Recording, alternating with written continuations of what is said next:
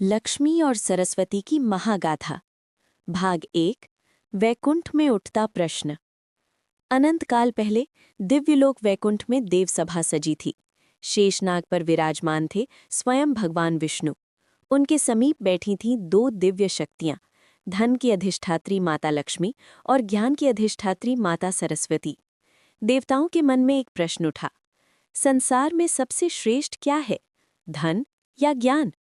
देवर्षि नारद वीणा बजाते हुए बोले, जब मनुष्य धन पाता है तो उसका मन बदल जाता है, जब ज्ञान पाता है तो उसका जीवन बदल जाता है। पर क्या दोनों साथ नहीं रह सकते? सभा में मौन छा गया। भाग 2। लक्ष्मी का स्वर्ण अवतरण। माता लक्ष्मी ने पृथ्वी पर उतरने का निश्चय किया। उनके चरण पड़ते ही एक राज्य में सोने की वर्षा होने लगी।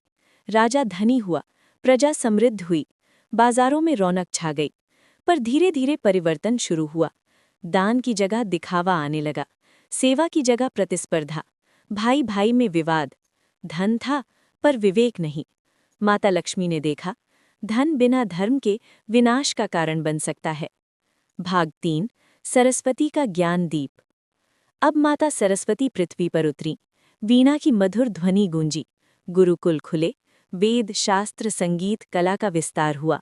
राज्य में अनुशासन और शांति छा गई। पर समय बीता, विद्वान भूखे रहने लगे। कला तो थी पर साधन नहीं, ज्ञान था पर संसाधन नहीं। माता सरस्वती ने सोचा, ज्ञान बिना साधन के अधूरा है। भाग 4। तुलना और अहंकार। दोनों राज्यों के बीच तुलना होने लगी।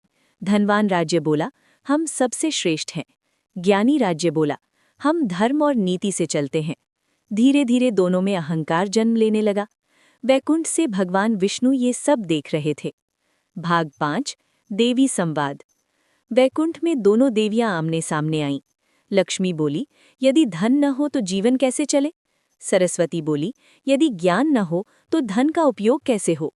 भगवान विष्णु मुस्कुराए, तुम दोनों एक ही शक्ति के दो रूप हो, संतुलन ही सृष्टि का नियम है। दोनों देवियों ने साथ पृथ्वी पर जाने का निर्णय लिया। भाग 6।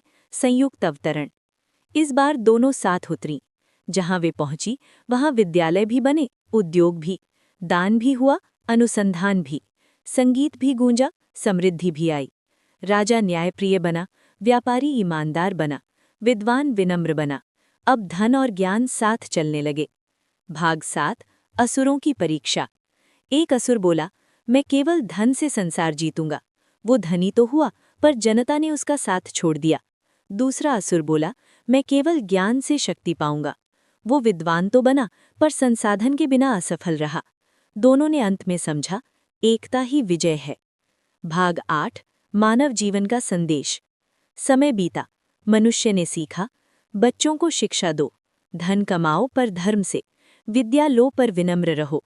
जहां लक्ष्मी और सरस्वती साथ रहीं वहां सुख, शांति और समृद्धि आई। अंतिम उपदेश। वैकुंठ में अंतिम बार देवसभा सजी।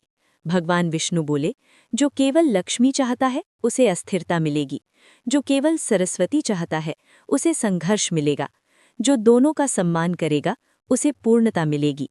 दोनों देवियां एक साथ मुस्कुराईं। उनके चरणों से दिव्य प्रकाश निकला, जो आज भी संसार में संतुलन बनाए रखता है। कथा का सार। धन और ज्ञान विरोधी नहीं, पूरक हैं। संतुलन ही सच्ची समृद्धि है। जहां लक्ष्मी और सरस्वती साथ हों, वहीं जीवन सफल है।